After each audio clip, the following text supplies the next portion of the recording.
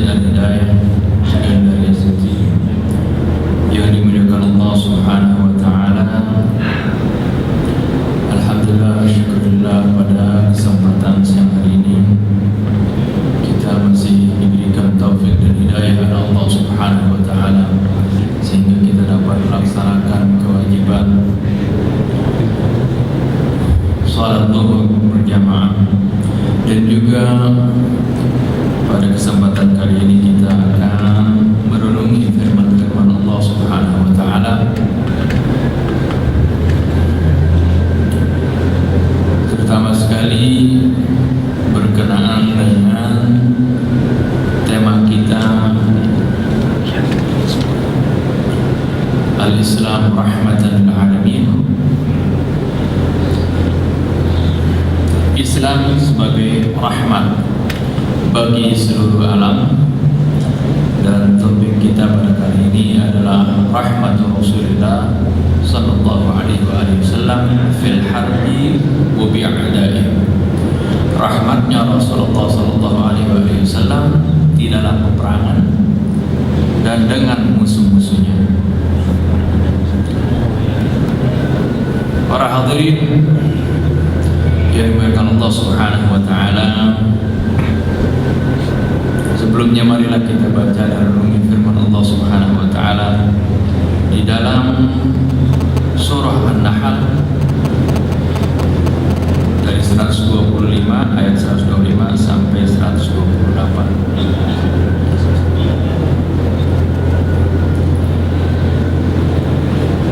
Sebagaimana biasa, sebelumnya mari kita baca umul kitab surah Al-Fatihah. A'udzu billahi minasyaitonir rajim. Bismillahirrahmanirrahim. Alhamdulillahi rabbil alamin. Ar-Rahmanir Rahim.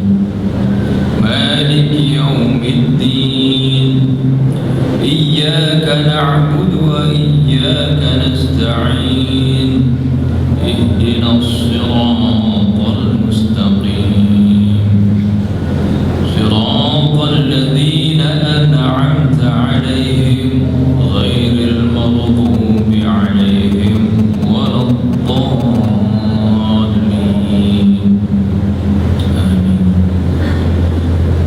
Ud'u ila sabili rabbika bil hikmati wal maw'izatil hasanati wajadilhum billati hiya ahsan.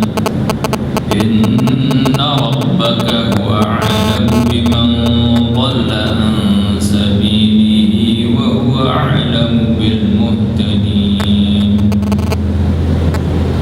Wa in 'aqabtum fa'aqibu bimithli ma 'uqibtum bih wa la in sabartum lahuwa khairul lis-sabirin. Wasbir wa ma sabruka illa billahi wa la tahzan 'alaihim wa la taku fi dhayqin mimma yamkurun. Inna Allaha ma'al ladzina ittaqaw wal ladzina hum muhsinun.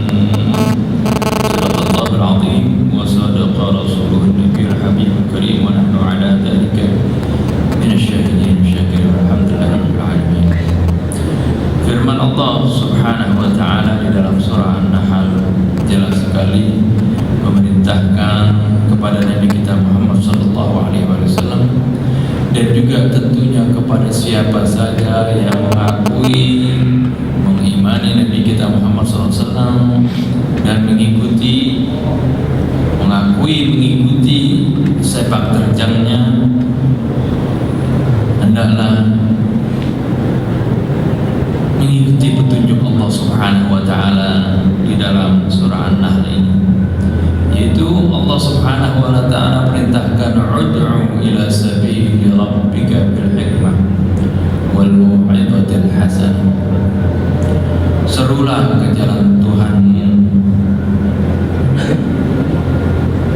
bil hikmati, dengan penuh hikmah, dengan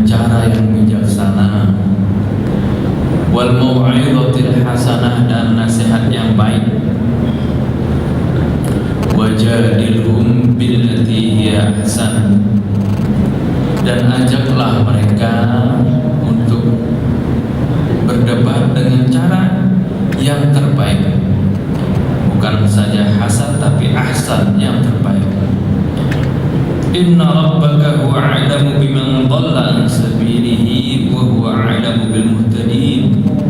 Sungguhnya Tuhanmu lah yang lebih mengetahui siapa orang yang tersesat dari jalannya dan dia juga lebih mengetahui siapa orang-orang yang mendapatkan petunjuk.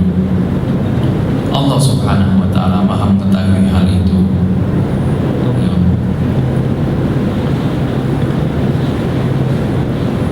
Para hadirin jamaah Masjid Al-Hidayah dimuliakan Allah Subhanahu wa ta'ala, Rasulullah sallallahu alaihi wasallam adalah orang yang paling patuh, paling taat kepada Allah Subhanahu wa ta'ala. Apapun yang diperintahkan oleh Allah dalam Al-Quran, pasti Rasulullah SAW jalankan.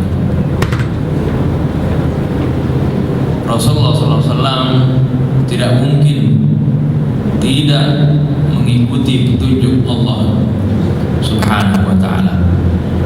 Oleh karena itu, apa yang diperintahkan di dalam ayat ini, Rasulullah SAW pun melaksanakannya. Jadi kalau Rasulullah SAW, kita mendengar misalnya ada cerita-cerita bahwa Rasulullah SAW berdakwahnya dengan cara yang kasar, berdakwahnya dengan cara yang tidak sopan, itu peristiwa tersebut atau riwayat tersebut tentu dusta mengatasnamakan Rasul. Karena tidak mungkin Rasulullah SAW bertentangan dengan Al-Quran. Sayyidatina Aisyah radhiyallahu anha mengatakan, "Kana khuluqul Quran." Akhlak dari Rasulullah SAW adalah Al-Quran Al-Karim.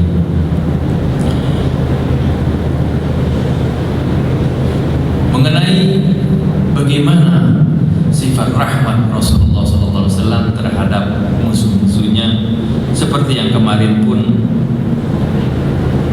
telah kita singgung, tatkala terjadi atau peristiwa Futuh Mekah atau direbutnya kota Mekah oleh kaum muslimin.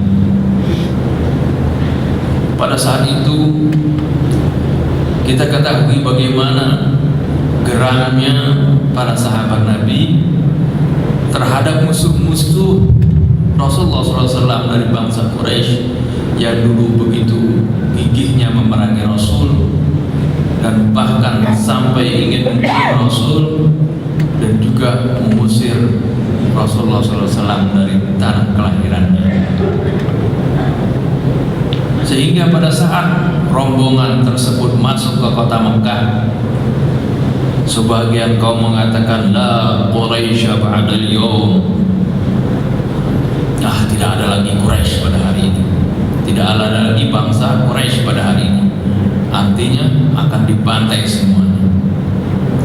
Wa qala Sa'd bin Ubadah ahadu hamil rayat Rasulillah. Sa'd bin Ubadah pun mengatakan, Sa'd bin Ubadah ini adalah pemimpin Ansar. Dia mengatakan dia salah satu pemegang panji Rasulullah SAW pada waktu itu. Dia mengatakan, "Al-yawmu yawmul malhamah." Hari ini adalah hari pembalasan. Al-yawmu tustahallul Ka'bah. Hari ini Ka'bah akan dibebaskan, dihalalkan. Faqala Rasulullah sallallahu alaihi wasallam, lalu Rasulullah SAW mengatakan, tidak demikian ya Sa'ad. Rasulullah mengatakan, balil yawm yawmul marhamah. Bahkan tetapi hari ini yang benar adalah hari yang penuh rahmat. Al-yawm yu'izzullahu Quraisyan. Pada hari ini Allah akan memuliakan kaum Quraisy. Al-yawm tuksal Ka'bah. Pada hari ini Ka'bah akan diberikan kain penutup. Fanada munadi Rasulullah sallallahu alaihi wasallam. Kemudian pada saat itu salah seorang yang diperintahkan oleh Rasulullah SAW untuk bersuara dengan kencang, dia mengatakan, qad aminal aswad wal abyad. Pada saat ini orang yang berkulit putih maupun berkulit hitam dia akan aman. Dan dia mengatakan pula, man dakhala al-masjida fahuwa amin. Barang siapa yang masuk masjid dia aman. Wa man dakhala baitahu fahuwa amin. Barang siapa yang masuk rumahnya dia pun merasa dia akan aman. Wa man dakhala baita Abi Sufyan fahuwa amin. Barang siapa yang masuk rumah Abu Sufyan dia juga aman. Kita ketahui pada waktu itu Abu Sufyan belum masuk Islam. Lalu pada saat itu Allah Subhanahu wa taala menurunkan firman Allah yang tadi kita baca, yaitu wa in aqabtum fa'aqibu bimithli ma 'uqibtum bih wa la in sabartum lahu khairul lisabirin. Yang artinya, dan jika kamu mau membalas, maka balaslah dengan balasan yang sama dengan siksaan yang ditimpakan kepada kalian dahulu. Akan tetapi wala in sabartum, akan tetapi apabila kalian bersabar, lahu khairul lisabirin, maka sesungguhnya itulah yang terbaik bagi orang-orang yang sabar. Jadi dengan ayat ini sebenarnya Rasulullah SAW diberikan izin oleh Allah Subhanahu Wa Taala untuk membalas mereka yang dulu menyakiti beliau. Akan tetapi kata Allah, wala in sabartum, jika kamu bersabar, lahu khairul lisabirin, itu lebih baik bagi orang yang sabar. Lalu Rasulullah SAW langsung mengatakan, bal nasbiru ya Rabb, bahkan kami memilih untuk sabar ya Allah. Lalu semua orang-orang yang dulu pernah menyakiti beliau, Rasulullah katakan, idhabu fa innakum mutlaqa, silahkan kalian pergi, kalian bebas, kalian merdeka. Sama sekali tidak dibalas oleh Nabi kita Muhammad SAW, Nabi yang penuh rahmat.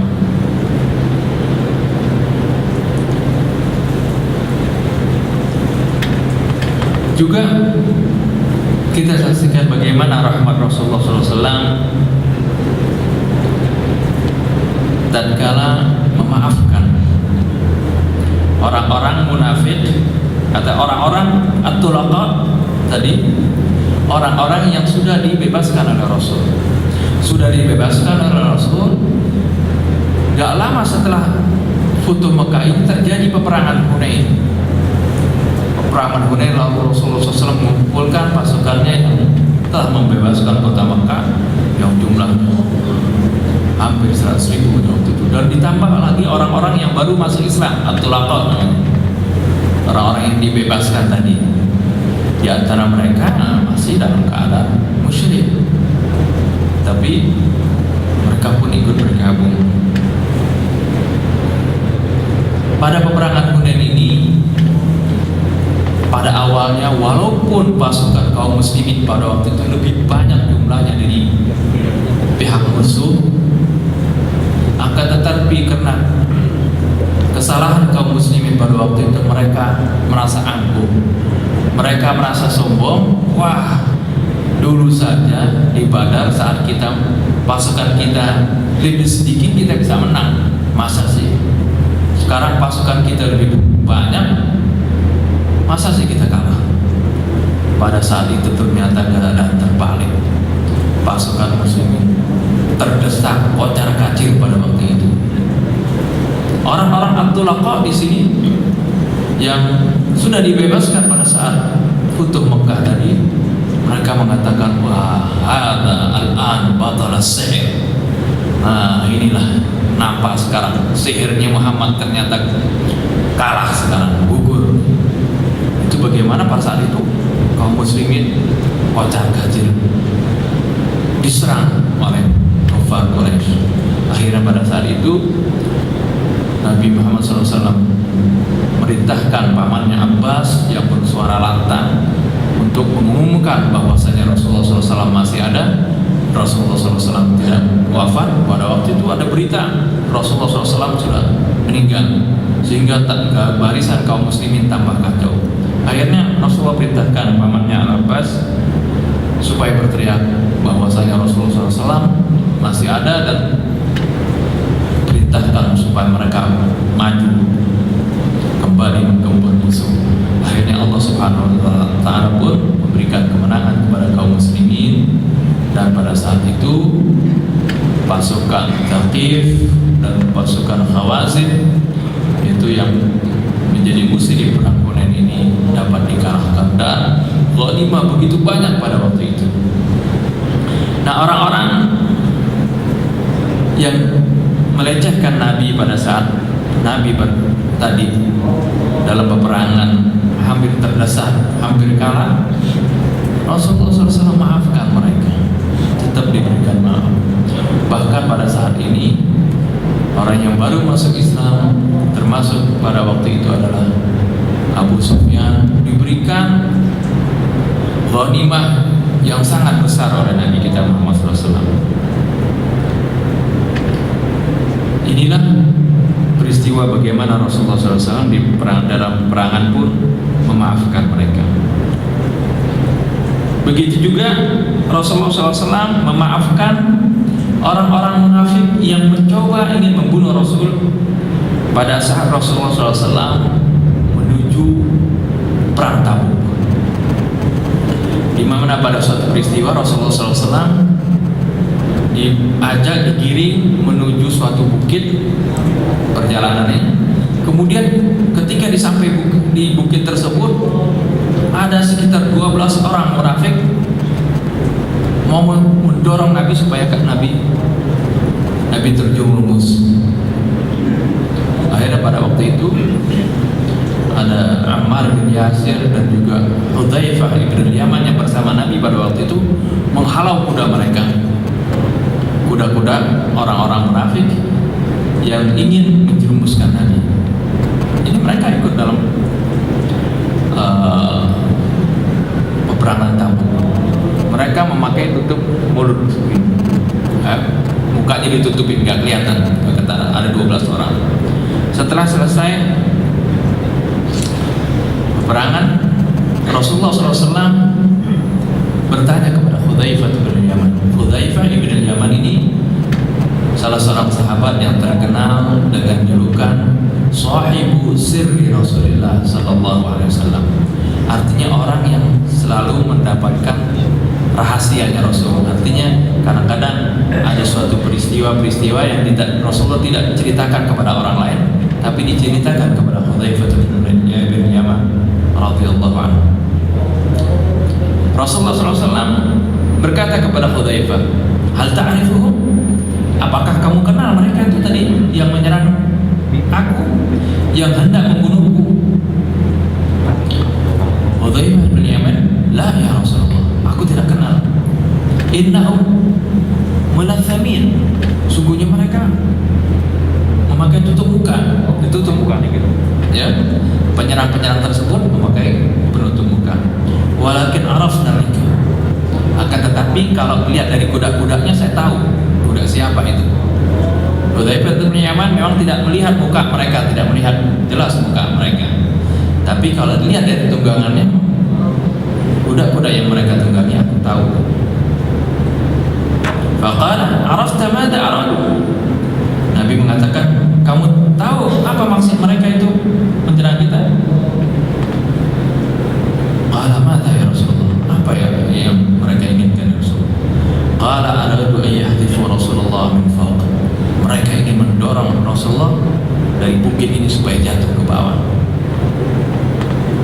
Fa akhbarahum bi asma'ihim. Lalu Rasulullah SAW memberitahukan siapa nama-nama mereka.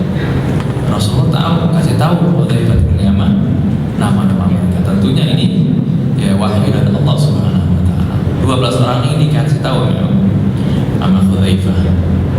Faqala Hudzaifah, "Limadza la tursila qabalihi ilayhi?" Ya Rasulullah, kenapa kamu tidak utus saja 12 orang ini kepada kabilah-kabilah mereka?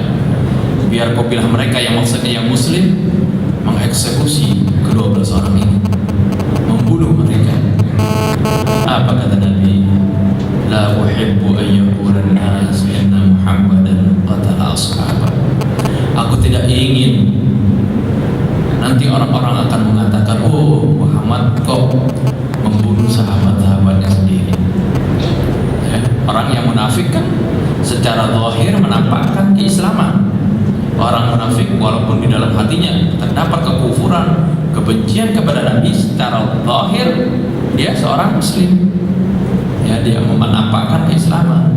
Jadi kalau si munafik ini dibunuh, pasti orang-orang akan mengatakan, oh Nabi Muhammad ternyata membunuh orang muslim juga, membunuh sahabat-sahabatnya. Jadi Rasulullah SAW biarkan mereka itu. Ya. Kemudian Rasulullah SAW mengatakan, inna fi ashabi 12 munafiqan. Ya, dalam sahabatku ada 12 orang munafik tadi, yang tadi Rasulullah katakan, thamaniyatan minhum la yadkhuluna al-jannah hatta yalijal jamalu fi samil jiyad. Di antara 12 ada 8 orang, kata Nabi, mereka tidak akan masuk surga sampai unta bisa masuk ke dalam lubang jarum. Artinya nggak mungkin mereka masuk surga karena mereka mati dalam kekafiran. Mungkin di antara 12 tadi yang 4 mungkin bertobat, ya, dan benar Islam. Ini bagaimana Rasulullah SAW memaafkan musuhnya yang sudah mau membunuh beliau. Di dalam peperangan secara umum, seperti yang diriwayatkan, hadis diriwayatkan oleh Imam Muslim dari Buraidah bin al-Hasib, qala kana Rasulullah SAW idza jahaza jaishan. Rasulullah SAW apabila mengumpulkan suatu bala tentara untuk berangkat, sebelum berangkat Rasulullah SAW wasiatkan kepada mereka untuk bertakwa kepada Allah. Kemudian Rasulullah mengatakan, intalaqu waghzu fi sabilillah, berangkatlah kalian, berperanglah di jalan Allah. Wa qatilu man kafara billah, dan perangilah orang yang kafir dengan Allah. Tentunya yang kafir, yang memusuhi kalian, yang memerangi kalian. Wala taghlu, jangan kalian berlebihan di dalam memerangi mereka. Wala taghduru, jangan kalian menipu. Wala tumatsilu, jangan kalian mencincang. Ya, orang kan biasa ada kalau saking kesal dengan musuh, terkadang sampai dicincang. Dalam Rasulullah SAW, pesan Rasulullah walaupun dalam peperangan, membunuhlah dengan cepat begitu, membunuh lehernya misalnya seperti itu, dan tidak mencincang, ya, walaupun mereka itu sudah menjadi bangkai. Wala taqtulun nisa, jangan kalian bunuh para wanita, wal wildan, dan anak-anak. Jadi di dalam peperangan benar-benar yang dibunuh adalah para tentara yang memusuhi, yang memerangi kaum muslimin. Wala yuqtalul asif, dan janganlah bagian logistik jangan juga dibunuh. Ya, alladzi yahmilul ma' wal akal wal dawa. Sampai-sampai orang bagian logistik itu yang kalau sekarang di dalam peperangan mungkin palang merah, ya, itu yang memberikan pengobatan bagi orang-orang yang terluka.